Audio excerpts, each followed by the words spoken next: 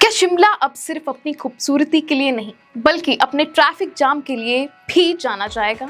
सोचिए, एक ऐसा शहर जो कभी अपनी ठंडी हवाओं, हरे भरे पहाड़ों और अंग्रेजों के जमाने की इमारतों के लिए मशहूर था।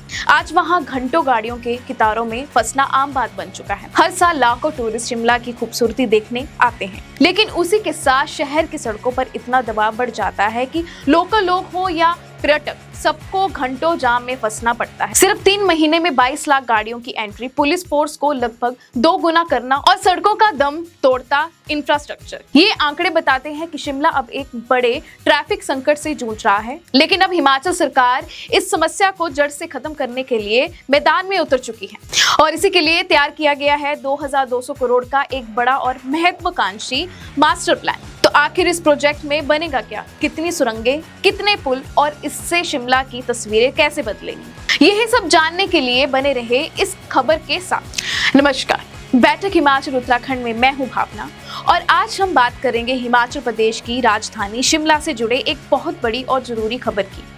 शिमला की पहचान सालों से उसकी खूबसूरती, ठंडी हवाओं और अंग्रेजों के जमाने की पुरानी इमारतों से रही है। लेकिन पिछले कुछ सालों में एक और चीज इस शहर की पहचान बन गई है और वो है लगातार बढ़ता ट्रैफिक जाम। अगर आपने कभी टूरिस्ट सीजन में शिमला जाने की कोशिश की है तो शायद आपने भी घंटों गाड़ियों की लंबी कतारों में इंतजार किया होगा। ऐसा लगता है कि शहर की सड़कें अब उतना ट्रैफिक झेल ही नहीं पा रही जितना हर साल बढ़ रहा है। इस साल के आंकड़े देखें तो हैरानी होगी। मई से जुलाई के बीच सिर्फ 3 महीने में करीब 22 लाख गाड़ियां शिमला में एंट्री हुई। इनमें मई में करीब 8.5 लाख, जून में 8.5 लाख और जुलाई के शुरुआती दिनों में ही करीब 3 लाख गाड़ियां शहर में पहुंची। हालात इतने खराब हो गए कि शिमला पुलिस को ट्रैफिक संभालने के लिए अपनी तैनाती लगभग दुगनी करनी पड़ी। पुलिस और होमगार्ड के जवानों की संख्या 136 से बढ़ाकर 265 कर दी गई। इसके अलावा 50 वॉलंटियर्स और 32 ट्रैफिकिंग बाइक राइडर्स को भी मैदान में उतारा गया ताकि किसी तरह जाम को कंट्रोल में रखा जा सके। ये साफ है कि अब सिर्फ पुलिस बल बढ़ाने या ट्रैफिक डाइवर्ट करने से बात नहीं बनने वाली। अगर शिमला को आने वाले सालों के लिए तैयार रहना है तो शहर के पूरे इंफ्रास्ट्रक्चर में बढ़ावा जरूरी है। शायद यही वजह है कि अब हिमाचल सरकार राजधानी के लिए एक बहुत बड़ा और महत्वाकांक्षी प्रोजेक्ट लेकर आया है जिसकी लागत करीब 2200 करोड़ बताई जा रही है। इस प्रोजेक्ट की फंडिंग एशियन डेवलपमेंट बैंक यानी ADB के माध्यम से प्रस्तावित है। दावा किया जा रहा है कि अगर ये योजना सही तरीके से लागू होती है तो आने वाले कुछ सालों में शिमला की पूरी ट्रैफिकिंग व्यवस्था बदल सकती है। अब सवाल यही है कि आखिर इस बड़े प्रोजेक्ट में बनेगा क्या और इससे शहर को कितना फायदा होगा। इसकी पूरी जानकारी हम आपको आगे बताते हैं।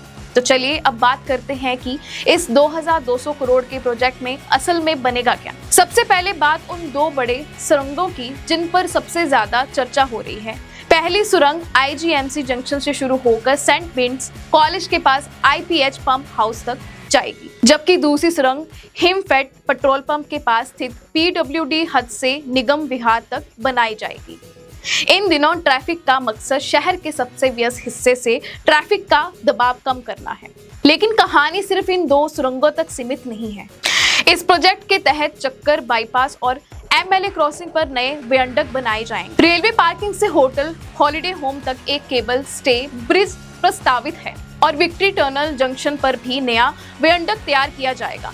इसके अलावा मजियाट में एक एम्बुलेंस रोड भी विकसित किया जाए ताकि इमरजेंसी सेवाओं को जाम में फंसना न पड़े।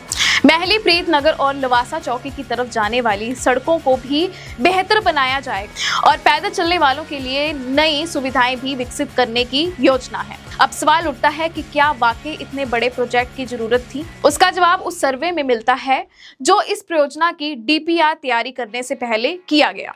HPRIDC ने विक्ट्री टनल, संजोली जंक्शन, छोटा शिमला, टॉलैंड, कुफरी रोड और बाईपास जैसे इलाकों का ड्रोन सर्वे करवाया और सुबह शाम के ट्रैफिक का अलग अलग अध्ययन किया गया। इस सर्वे में सामने आया कि सिर्फ विक्ट्री टनल से हर दिन करीब 37,700 से ज्यादा वाहन गुजरते हैं।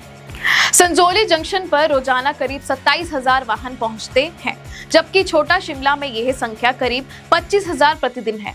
जिन सड़कों को दशकों पहले बहुत कम आबादी और गाड़ियों को ध्यान में रखकर बनाया गया था, आज उन्हीं सड़कों पर हजारों गाड़ियां रोज दौड़ रही हैं। ऐसे में जाम लगना लगभग तय ही है। इसलिए इस प्रोजेक्ट का सबसे बड़ा मकसद सिर्फ नई सड़कें बनाना नहीं, बल्कि ट्रैफिक को अलग अलग दिशाओं में बांटना है, ताकि एक ही रास्ते पर पूरा दबाव ना पड़े। अब बात करते हैं कि इस प्रोजेक्ट से शिमला को आगे चलकर कितना फायदा हो सकता है। डीपीआर में किए गए ट्रैफिक अध्ययन के मुताबिक अगर सब कुछ योजना के अनुसार हुआ और परियोजना तय समय पर पूरी हो गई तो साल 2032 तक आईजीएमसी जंक्शन से संजौली चौक वाले मार्ग पर करीब 27% तक ट्रैफिक कम हो सकता है। वहीं नवबहार से संजौली चौक वाले हिस्से में यही कमी लगभग 36% तक हो सकती है। अगर ऐसा हुआ तो इसका सीधा फायदा सिर्फ शिमला के स्थानीय लोगों को नहीं, बल्कि हर साल लाखों की संख्या में आने वाले टूरिस्ट को भी मिलेगा। सफर का समय कम होगा, ईंधन की बचत होगी, प्रदूषण घटेगा और सबसे जरूरी बात, इमरजेंसी सेवाओं को भी काफी राहत मिलेगी। हालांकि इतना बड़ा प्रोजेक्ट सिर्फ अनाउंसमेंट करने से पूरा नहीं हो जाता। पहाड़ों में टनल बनना, फ्लाईओवर तैयार करना और नई सड़कें डेवलप करना कोई आसान काम नहीं है। जमीन के अंदर की हालत, पेड़ पौधों को नुकसान से बचाने की इजाजत, लोगों के जमीन लेना और कंस्ट्रक्शन से जुड़ी टेक्निकल दिक्कतें, इन सभी पर बहुत सावधानी और तेजी से काम करना होगा।